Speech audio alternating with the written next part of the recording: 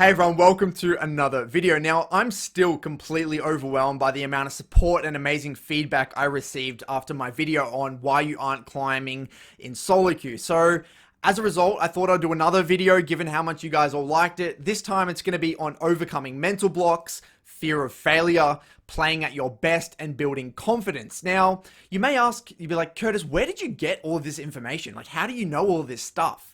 Now, given I'm from Oceania and I was a head coach for an Oceanic team who went to MSI and Worlds, I was constantly trying to find an edge or create some form of an edge for us when we went to international tournaments. So we didn't have the best solo queue. We didn't have the best scrim partners. So I always had to find a way. How can we improve? How can we level up our play and artificially create some form of advantage? So I studied my ass off. I read a ridiculous amount of books. I was constantly taking notes. I literally have I have like multiple of these books, just full binders full of notes I've taken from all the resources I've studied. So what I've actually done this morning is I've gone through a few of my notes and actually highlighted and taken a few notes from some things that I think will really help you guys in solo queue, because I get DMs all the time from you guys telling me your problems, and I just really want to be able to help as many of you as possible. So, and actually I have one ask, guys, one ask before we get into this video. If you can execute on one thing, all I ask is execute on one thing from this video. I'm going to be talking about a lot of things. Execute on one of them, then I'm a happy man, okay? You don't need to apply even half of them or two of them or three of them, just one, all right? So where we're going to start, we're going to start by talking about performing at your best. Now, let's start by thinking of yourself as two selves. You have self one, which is the conscious self, which is your logical prefrontal cortex, and then self two, which is more the subconscious, muscle memory, habits, your nervous system. Now, when we're actually playing at our best, we're letting our muscle memory dictate our movements because things are going so fast. You can't just logically think about everything. And we aren't overcomplicating anything, and we're applying the perfect amount of conscious thought.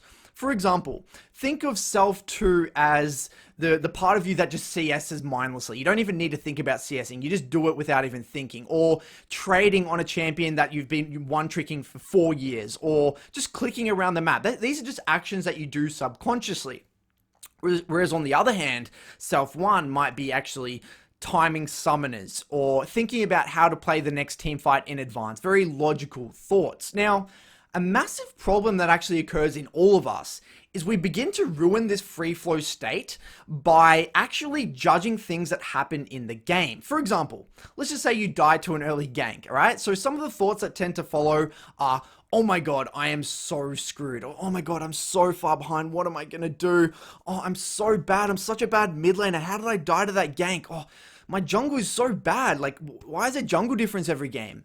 Like, you start to think about all these things that went wrong in the game, and now your mind is anything but still and present.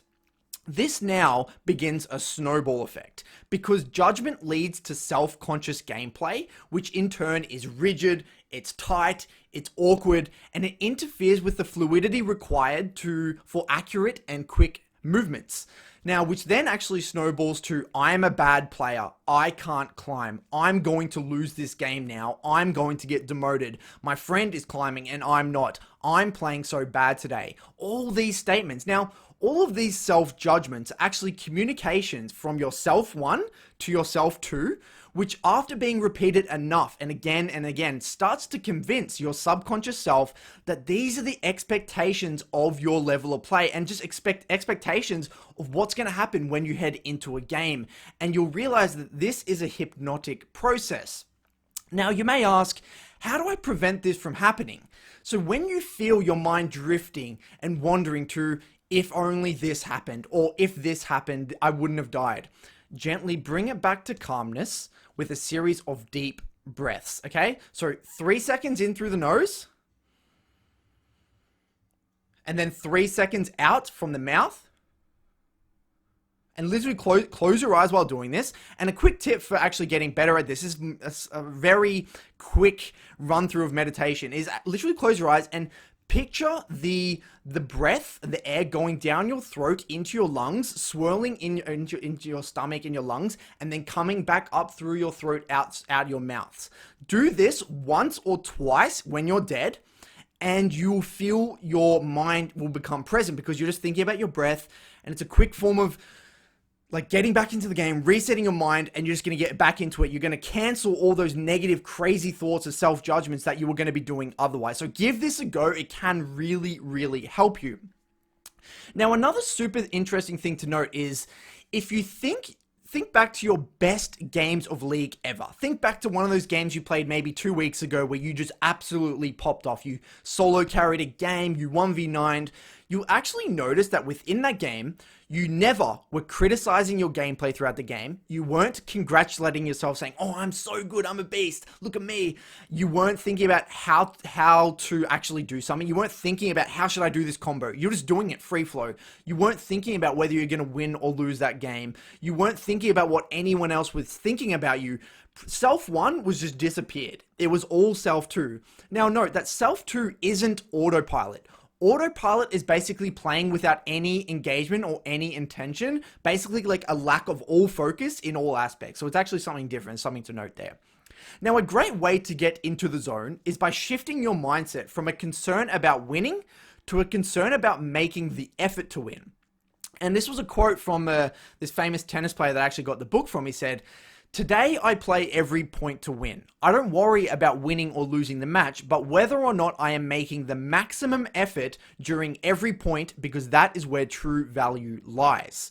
Now, a very similar skill is actually required to properly review games. Now, you actually may find yourself judging plays as good or bad or right or wrong before you even get into the nitty-gritty, before you even properly analyze the VOD. So what I'm going to do now, I'm actually going to share with you a story that might help you understand how important it actually is to have a level head when looking at a VOD and actually making sure that you're not coming in with any preconceived connotations. Now, there was a car pulling up to a red light, and there was 3 people in the front seat. It was one of those weird 3-seater, 3 people in the front seat. You have a guy on the right, a guy in the middle, and a guy on the left. Now, at the red light, there was a crossing, and a naked girl starts crossing in front of them. And the guy on the right, he's like, oh my God, that girl's so hot, starts having all these sexual thoughts and is envisioning like what he would do to her and all this weird, creepy stuff. The dude in the middle is like disgusted. He's like, oh my God, is this some weird political movement? Can't you go put some clothes on? What are like kids nowadays and what are their fashion tastes? This is absolutely disgraceful. And then the guy on the left, he doesn't really have any preconceived connotations. He's just looking at it logically. And because he's able to look at it logically, he's able to look at the detail and see her eyes were closed. So he notices that she's sleepwalking. So he gets out of his car, grabs his coat, puts it over her shoulders, and gently wakes her up and says, I believe you were sleepwalking. Do you need a lift home? And, this is one of those stories that can kind of highlight, maybe just bullshit, it might be hogwash, whatever. It's besides the point. You can kind of see, and I see this happen all the time in people's reviews where they're filled with all these negative or just preconceived connotations where they're just not actually able to get the proper information out of a VOD. Now, let's actually use a league, like an actual league example. Now, let's say your jungler walks into river for a 3-15-minute scuttle fight and actually gets collapsed on by your mid laner and he dies. So your jungler just dies to your mid laner. Now, you could just say jungle difference. And not like, oh my God, my jungler's trash. Let's just skip to the point where, it gets to the 15 minutes and there's a team fight and we maybe win or maybe lose. You might just skip all these details. Or you could actually ask yourself, why did the enemy mid have shove in the first place? Was it because I was too scared to shove because I wasn't jungle tracking? Was it because I wasted my ward level 1? Was it because I took a bad trade at level 2? Was it because I missed my skill shot at level 1?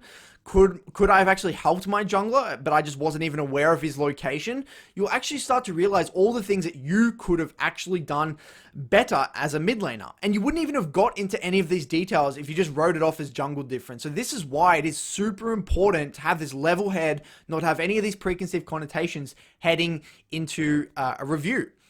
And while we're on the topic of reviewing, I actually want to share this quote. And I can't remember where I got it from, but it actually really rings true. If you're growing a garden, you need to pull out the weeds, but flowers will die if all you do is pick weeds. So flowers also need sunshine and water. People are the exact same. They need criticism, but they also need positive feedback and true support to blossom. So I thought that was quite a little beautiful quote that rings true for all of us. Let's talk a little bit about fear of failure. Now, it's important to note that the more you're afraid of failing, the worse you will perform. So, for example, when I stream in front of my viewers, I actually just play a lot worse because I just don't want to look bad in front of my viewers. And another example of this, guys, is say you get like a 20 centimeter wide plank and you just put it on the ground next to you and you tell your friend, hey, I actually want you to walk across this plank from the start to the end and without falling off. And they'll be able to do it quite easily. Now put that 20 centimeter wide plank, 5-10 meters in the air and tell them to do the exact same thing, and I guarantee you they're going to perform a lot worse, and there's going to be a hell of a lot of fear of failure in that moment, and obviously it's justified. Now, I actually remembered studying this exact topic for my players because a few of them actually got quite anxious or scared when playing on stage, especially around those important matches. Now, guys, in order to overcome fear, which is an extremely intense emotion, we generally tell ourselves or tell other people, you know what, just calm down, don't worry about it, calm down. This is actually the worst advice you can give someone who is scared or very anxious. Because all it actually does is it actually makes them realize how not calm they are at all, which is really, really funny. Now, the way to actually approach it is actually to convert fear into excitement, which is actually an equally intense emotion. Rather than trying to suppress a strong emotion, it's easier to convert it into a different one. So I always used to tell my players and focus on the reasons to be excited about this game. So it might be, how exciting is it to be able to have the opportunity to play on stage in front of all these people, like your friends and family? How exciting is it to be able to show the world what you're capable of? How exciting is it to show yourself what you're capable of and to show everyone what you've been practicing?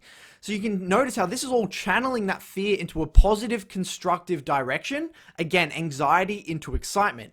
So I could have actually used this technique the other day when versing that pro player by saying things like to myself like, what an awesome opportunity to test my skill set versus a pro player. What an awesome opportunity is just to see how different my level of play is versus a pro. How cool is it that I have the opportunity to stream a game in front of my friends and fans? Again, you can do this in your own games by thinking of all the reasons to be excited for that solo queue match. How exciting is it to be able to have the opportunity to play that game versus a really good opponent, to see where your practice has actually led you?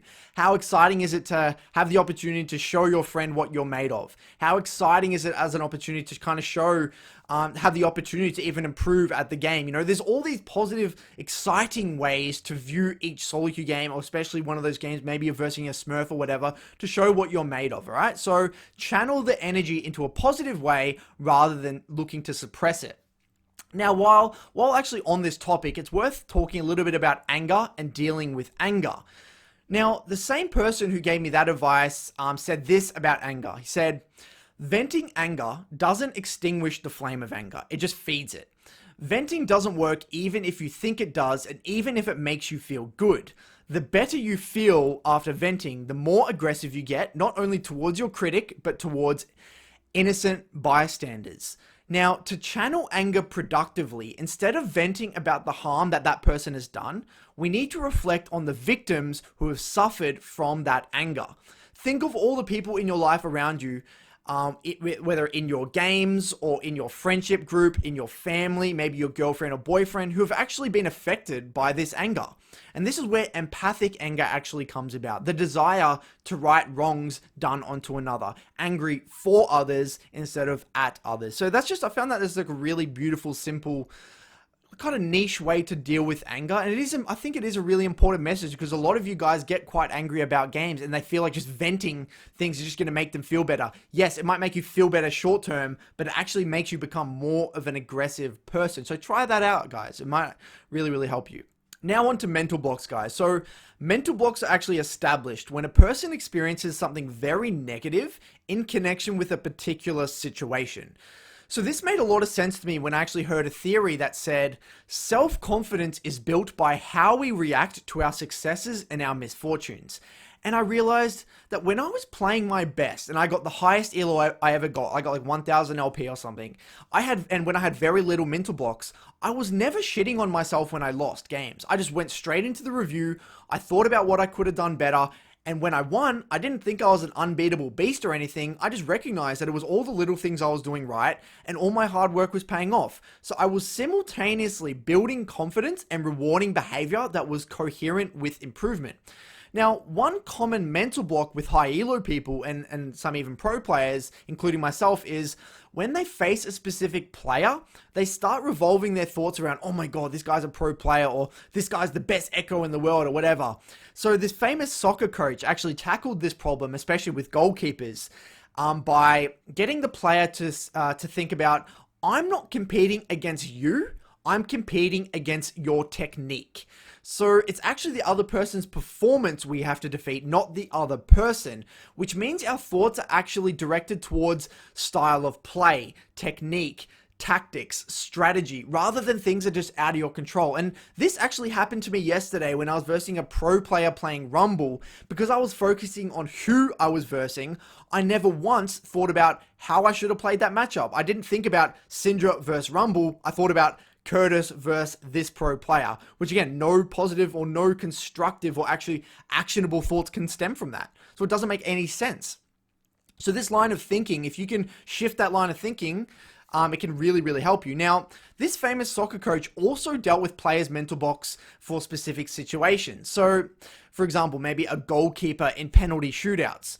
So for you guys, it might be a particular matchup. It might be a specific toxic experience within a game, and whatever the specific mental block is for you. And the way he suggested overcoming it was with visualization. Now, what he actually did, he got the player to sit down, close their eyes, and literally think back to this experience, this specific painful experience. And if you visualize it properly in detail, you'll start to feel anxious. You might feel angry. You might feel sad or fearful, or whatever that negative emotion you felt in this moment. Now what you got to start to do is start to visualize you overcoming this situation or overcoming this moment. Start to think about how you would actually deal with it. So if it's you struggling to win with Syndra versus Kassadin, then visualize taking really good trades versus Kassadin and all the specific favorable things that are great for you in this matchup. If it's someone who maybe your mental block is actually getting abused in solo queue, well, think back to this situation and how you would deal with it. Maybe you block them and then after that you turn around and win your lane, or however you deal with it. Now, what is this actually doing? So it's actually priming your brain so that when this experience occurs next time, it has already thought about how it wants to react in this specific circumstance. Now, if you genuinely can't visualize your course of action, then this is a big problem. Because if you can't even visualize a course of action in your brain, then there's actually no way that you're going to be able to deal with it when it actually happens. And it probably means that you don't have the skill set to deal with this specific situation. So it can be somewhat of a relief in a way, because it's a sign you're not prepared and it's actually out of your skill set. So this means that you might need to get help from someone else, maybe another's opinion, study more about this situation, ask about how other people deal with it, and then start to use their feedback or their opinion to use that in your visualization to overcome that situation. So this has worked for me personally, versing specific players and specific matchups, and I'd recommend giving it a go for you. Now, I know it sounds a little bit weird, but definitely works. Now, let's talk a little bit about priming.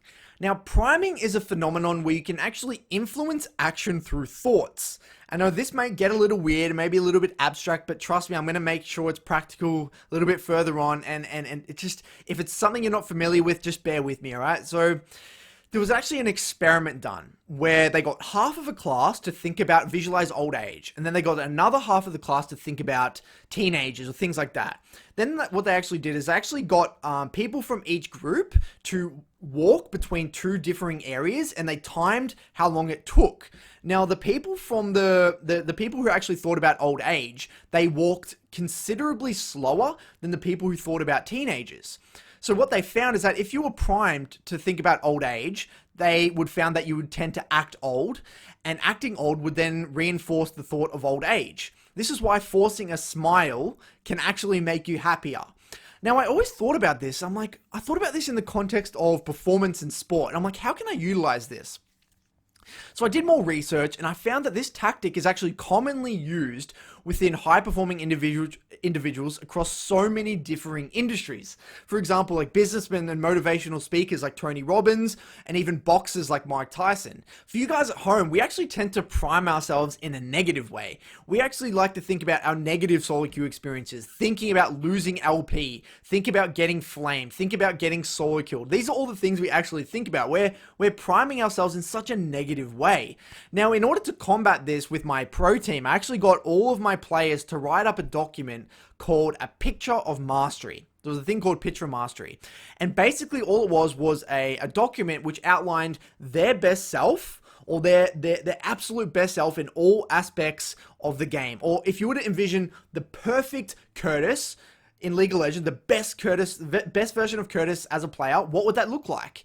So, I actually have an example here from Schernfire when he was a jungler for Direwolves, and he had the different topics or different headings. He had the micro element of the game, macro element, team skills, the mindset. So, for example, for the macro element of the game, he had understands trade-offs and complexity of jungle pathing for every meta, understands the priority of your objectives within every game, knows how to deal with and against enemy TP advantage, can read the flow and state of the game in real time. So it's all these differing things that the best version of Shern would do if he was like a master at the game. So what this actually does, it was a great pre-game ritual because they were thinking about all the things that they need to do to play at their best. And ideally, you would highlight one or two things that they were actually working on and specifically focusing on. And this would actually aid visualization and get them thinking in these positive, constructive thoughts, which then primes them for high performance. Now, if there was like a document outlining what's going on in most people's thoughts, it would be always dies to ganks, always flames in chat, always gives up after one death, etc., etc. Now, this is something that we really need to deal with. So you can experiment with doing something like this in your own solo queue games. Maybe writing your own picture of mastery for you. What is my best version of myself? What do they look like in solo queue, in and out the game? And like refer to it as your pre-game ritual. Another form of priming is actually through the physical. So this is why posture and body language is so important. So when you feel powerful, you actually tend to expand. And when you expand, you tend to feel more powerful. Simply holding your body in a more expansive, powerful way actually makes you feel more powerful. An experiment was actually done with this exact concept. So they actually got two groups. One group assumed a low power pose, which was, slouching. Their shoulders were like lowered in a way, or like kind of like closed in. Their legs were shut. They were crossing their arms, all very inwards, like tight. And then they had another group which was doing high power poses. So relaxed, confident, chin up, hands behind head. Very legs open, very expansive body language. And what they actually found is that after 2 minutes, the high power poses had a 19% increase in testosterone and 25% decrease in cortisol. And the lower power poses had a 10% decrease in testosterone and a 17% increase in cortisol. And note that cortisol is a hormone that brings about the feeling of stress and anxiety, and it's actually designed to keep us alive. It's like the first stage of flight or fight, and actually makes us paranoid. So keep this in mind when you're thinking about your pre-game ritual. Think about your body language, your posture, and these high power poses that can really, really help you out getting in the good, powerful mindset. Now, there's two final messages I want to leave you with, guys. So one, there's a story about the British cycling team. And this British cycling team, they had not won a single Tour de France and only won one Olympic medal between 1908 and 2007. Then, between 2007 and 2017, they won 66 Olympic gold medals and 5 Tour de France victories. And when interviewed about how they did it, the performance director at the British cycling team stated his philosophy about 1% improvements. He said that if they could improve one element of the whole performance by 1% a day, they would be able to steadily improve over a long period of time. Now, if you run the math, if you get 1% better every day for a year, that's 37.78% better. Now, yes, this may seem a little ridiculous, but what I've realized is that everyone's in it for a quick fix. It's just not the case with League of Legends. Remember that you only need to win 51% of your games to climb. And There's no quick fix to League of Legends. It's a long, drawn out process if you want to have sustained improvement. Now, would you rather be the deep rooted tree that grows steadily and strong over a long period of time? Or would you rather be the tomato vine that ripens quickly and just drops dead even faster? It's just a question that you guys need to think about. And then lastly, guys, I'm going to leave you with this. It's one of my favorite quotes ever by, I believe it's John Wooden, one of my favorite coaches. He says, be more concerned with your character than your reputation. Your character is what you really are, while your reputation is merely what others think of you. So I would like for all of you to dwell on everything I've said in this video. I know there's a lot of information. Some of it's very applicable to you. Maybe some of it may not be. I mean, again, maybe if there's one thing you can take from this, I'd be so happy.